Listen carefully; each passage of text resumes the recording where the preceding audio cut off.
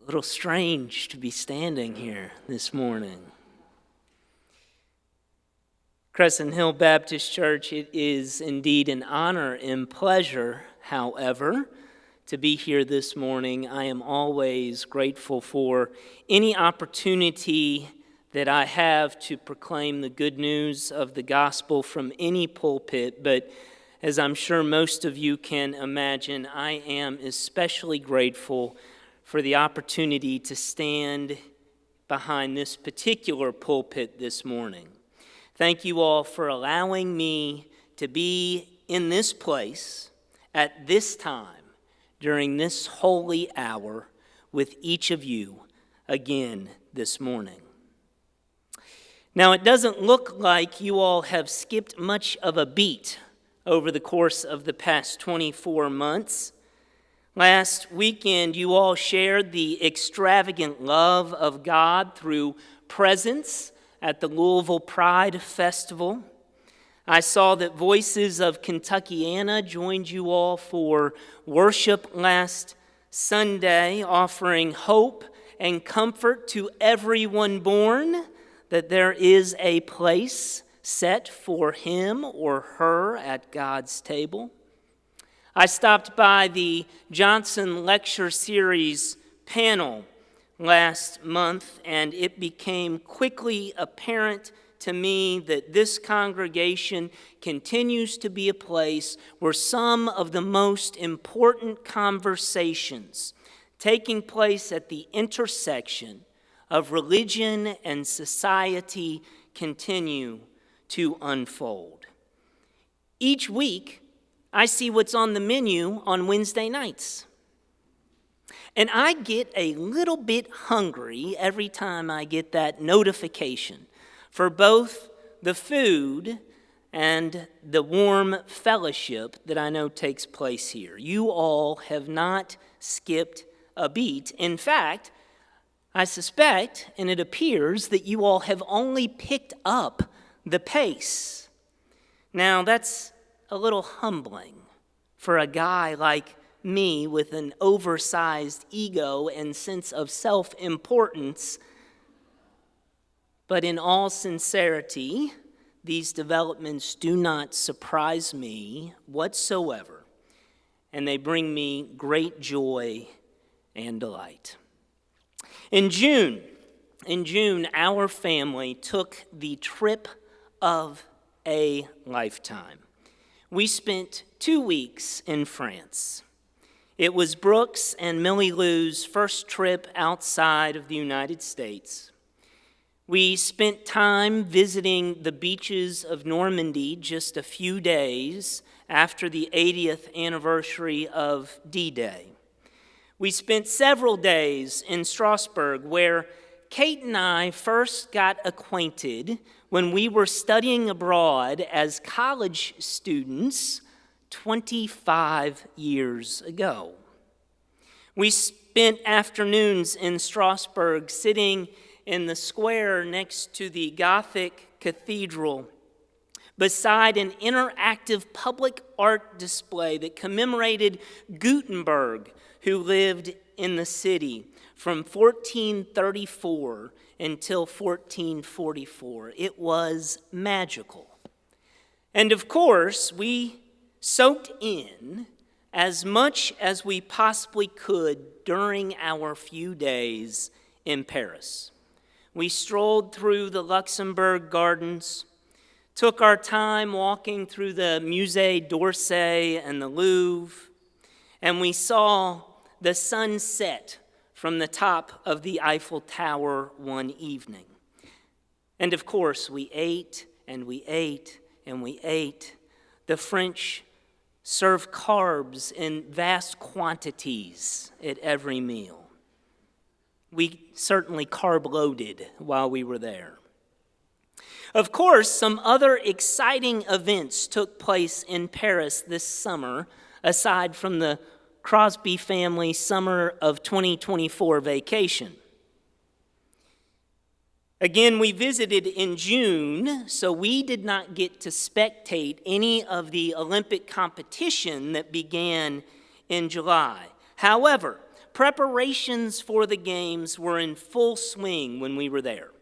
The beach volleyball venue that sat at the foot of the Eiffel Tower was under construction, as well as the venue that hosted a variety of events at the Place de la Concorde. At nearly every street corner, vendors were selling Olympic apparel and pins and trinkets. We missed the games by a month, but we got enough of a taste of them while in Paris to make watching them on television back in Louisville a few weeks later really, really special. And my goodness, did we watch a lot of Olympics. NBC showed on our television seemingly 24/7 every day of the Olympics. At our house, of course, all the track and field events were must-see TV. And one event on the track stood out as the ultimate Olympic moment for us, the men's 1,500-meter race. Yared Nagus's parents fled from Tigray, Ethiopia, as political refugees in the 1980s. Eventually, Yared's parents, Alam and Mana, settled here in Louisville. Alam and Mana made education the top priority in their household for their 6 children. Yared was eventually permitted to join the DuPont Manual High School bowling team, but that was about the full extent of the extracurricular activity that his parents would allow. Nothing would interfere with his academic pursuits. But one day, the manual gym teacher saw Yared run in gym class, and soon thereafter the gym teacher gave Manuel's track and field and cross-country head coach a heads up that there's this young man, a freshman, that just might have a little bit of running talent. After observing Yared run, Coach Tim Holman quickly realized that Yared could be a pretty good addition to the team. But there was just one rather big problem, and that problem went by the names of Alam and Mana. Nothing was more important to them and their household than academics. Coach Holman met with Alam and Mana, and he told them that if Yared's grade point average declined by 1/100th of a point at any point in time that he was on the team, that he would inform Yared's parents, and then he knew that Yared's parents would take him off the team. Tim told me that the most difficult interrogation he has ever endured was the afternoon that he met with Alam and Mana. Somewhat reluctantly, however, Yared's parents allowed him to begin running. Now, from a distance, as some of you might know, I have been watching Yared run for roughly a decade now. I first had the opportunity to see him run around Cherokee Park several days a week when he was practicing with Manuel's team. I watched as he went on in high school to win state championships in the mile and 2-mile and cross-country races. I watched from afar when in college he ran at Notre Dame and he won multiple NCAA championships. I knew Yared was good, but he opened my eyes and the eyes of many others 2 years ago when he broke an 18-year-old American record in the 3,000 meters. That was the day it dawned upon me that Yared was aiming for something bigger than I had previously imagined, that he was shooting to make the U.S. Olympic team and run around the track in Paris.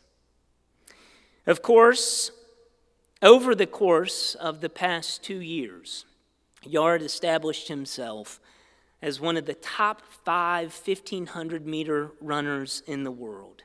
And he punched his ticket to Paris in June at the U.S. Olympic trials. Now, given his past performance, given how well he had done over the course of the past 2 years, we figured he had a good shot at coming back to the U.S. with a medal. However, the 1,500-meter field was considered to be the most competitive field in the history of that race.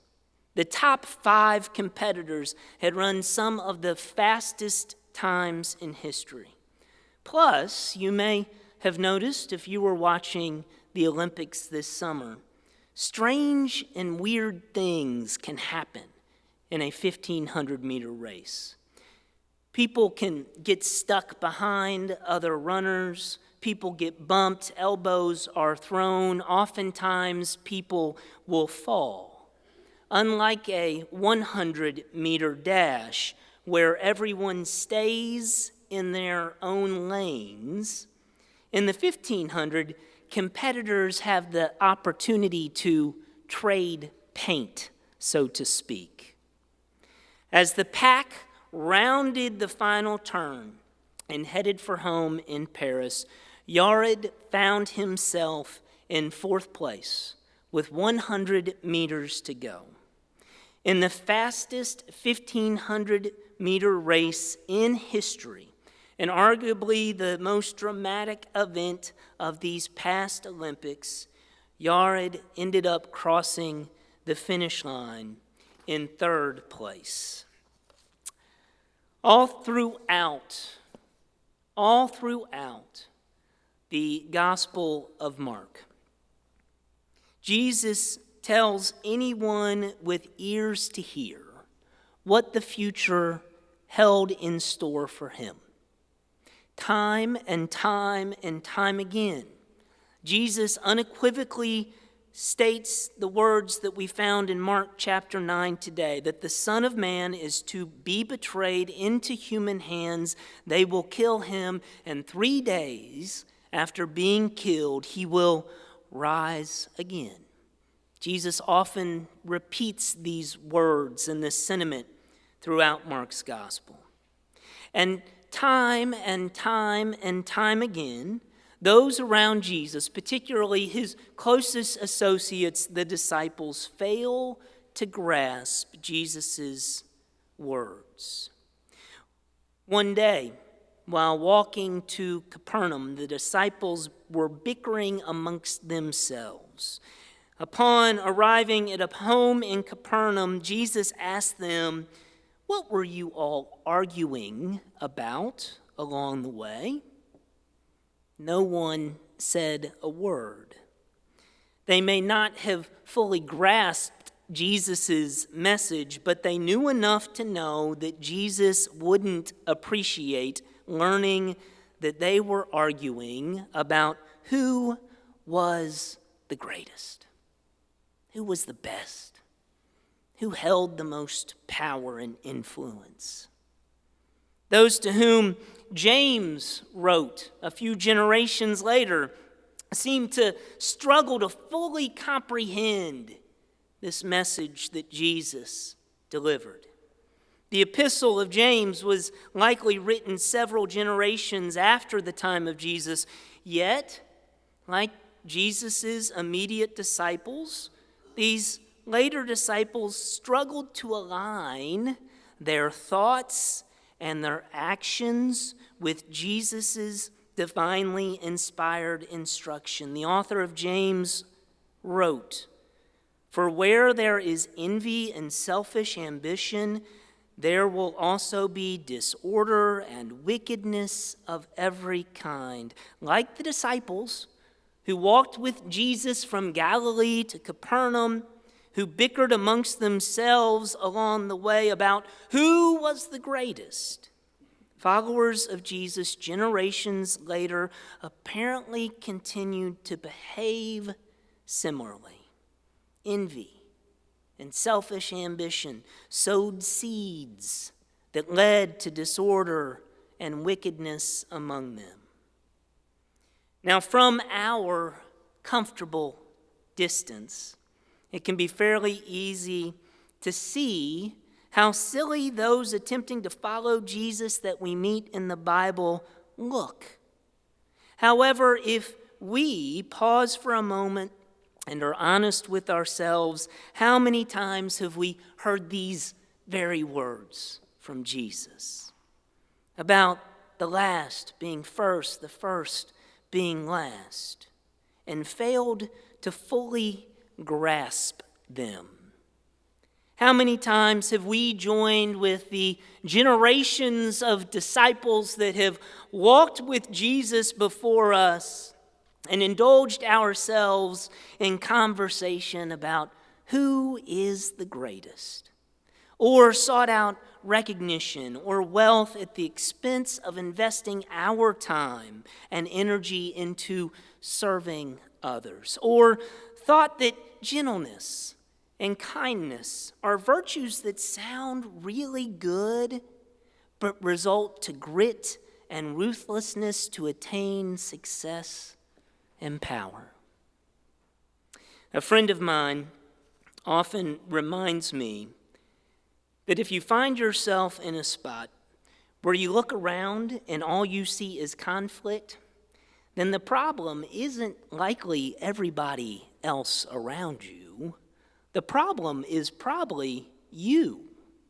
If everywhere you turn you find yourself in conflict with others in your home or workplace or church, then the source of the problem is probably not out there.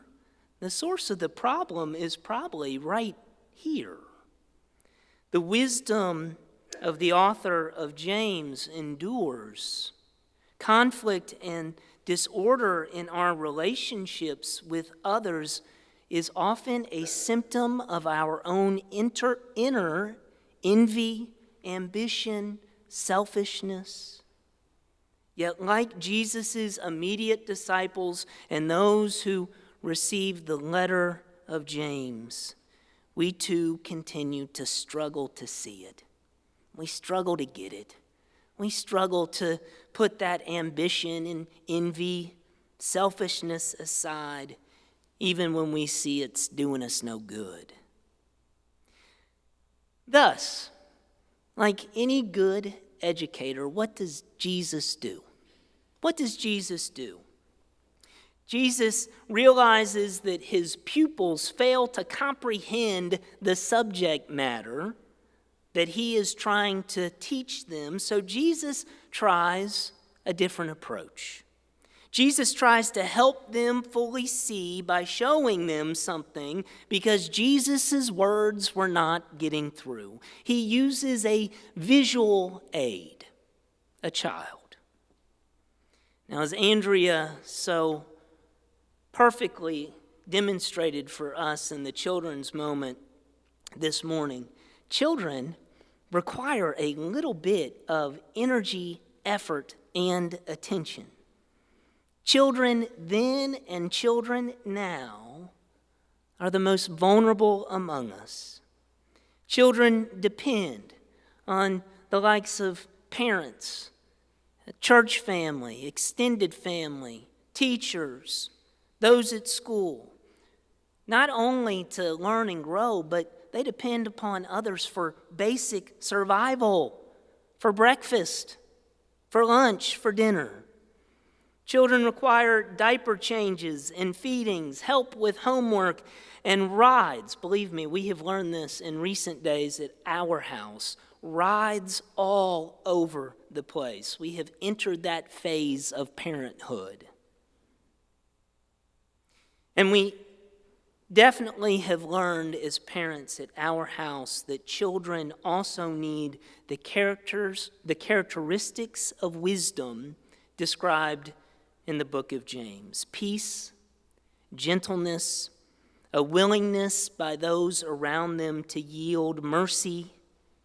Jesus, in essence, by putting this child in the midst of the disciples, disrupts the disciples' notion of greatness and significance with an inversion of the social order. Jesus disrupts the disciples' notion of greatness and significance with an inversion of the social order when Jesus takes a child in his arms. And Jesus tells the disciples that the greatest that they are bickering about is that person who cares for others the way that a person tenderly and gently cares for a child. Whoever welcomes one such child in my name welcomes me.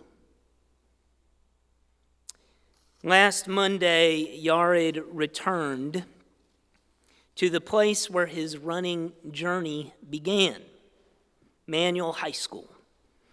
Many influential figures in the community gathered around Yared and heaped praise upon him. The bronze medal he won in Paris dangled around his neck. It looked really, really cool. Every media outlet in town covered the event. Everyone celebrated the fact that one of Louisville's own is one of the greatest runners of all time. Toward the end of the event, Coach Holman, Yared's high school coach, had an opportunity to say a few words.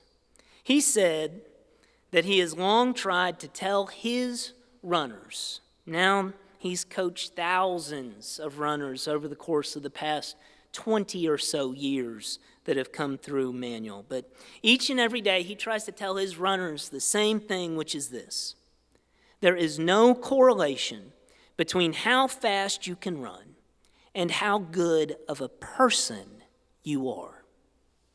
There is no correlation between how fast you can run and how good of a person you are. Tim went on to say that what makes Yared really special is that, yeah, he can run really, really, really fast. But what sets Yared apart is that he's a good person. He cares for others. He's kind and tender-hearted. He enjoys playing video games with friends. Intellectual interests and pursuits remain valuable to him. He still plans, even after all his success, to become a dentist when his running career concludes. He's a good teammate that encourages others. He lives, if I'm hearing what Tim was sharing with us on Monday correctly, Yared lives life peacefully, gently, with a willingness to yield and extending mercy to others. Tim, in a sense, inverted the social order on Monday. He turned things upside down in the Manual gym when everyone gathered to celebrate Yared's greatness on the track by reminding us that what makes him so special isn't what he's done on the track, but who Yared is as a person. Then, fittingly, guess what happened? Children, dozens and dozens, maybe more than 100, gathered around the table where Yared was seated to get autographs and to hear words of encouragement from him. Tim's words reminded me of words my parents passed along to me when I was young, before a big test or before a big race. Do your best, leave the rest, let God keep the box score. Do your best, leave the rest, let God keep the box score. Those words still put me at ease, just like they did when I was a child. And I've always interpreted those words to mean that I should try to do well on a test or in a race, but what is more important than that test or that race performance is striving to be someone who God asked me to be. One who strives to finish first, but who also remembers that serving those who are last and who have the least is the most important factor in running the race of life. Like so many other followers of Jesus throughout the ages, from the time of Jesus to the time that the epistle of James was written, I have not always succeeded in doing so, but whenever I find myself abiding by those words, do your best, leave the rest, and let God keep the box score, I always find that I'm where I need to be and where Jesus tells me I should be. So this week, may we go forth with a sense of hope and encouragement that when we do our best, when we leave the rest and let God keep the box score, all will be well. Amen.